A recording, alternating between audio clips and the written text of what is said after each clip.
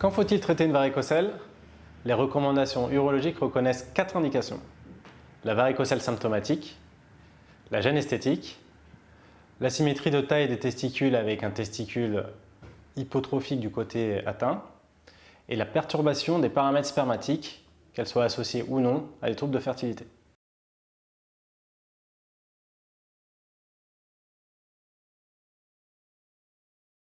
Concernant l'embolisation pour traiter une varicocèle symptomatique, ce qu'il faut attendre de l'intervention, c'est qu'à l'issue de l'embolisation et de la période post-opératoire, les douleurs disparaissent entièrement.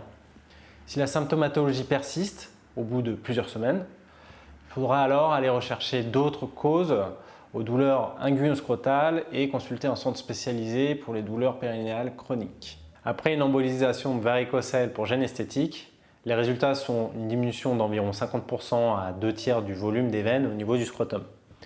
Le principe de l'embolisation n'est pas d'occlure ces veines dans le cordon, mais de les désengorger. Donc les veines continueront à exister, à être perméables et elles seront encore palpables un minimum. À l'issue d'une embolisation de varicocèle pour asymétrie de taille des testicules, le volume du testicule ne reviendra jamais à la normale, mais il restera de volume stable. On pratique l'embolisation afin de prévenir une aggravation au fil des années du fonctionnement du testicule atteint.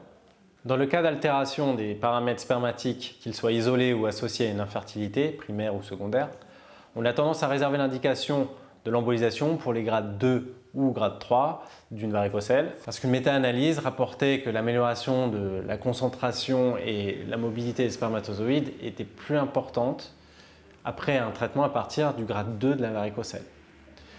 Bien entendu, lorsque la varicocèle est bilatérale, on sera amené à pratiquer l'embolisation des deux côtés.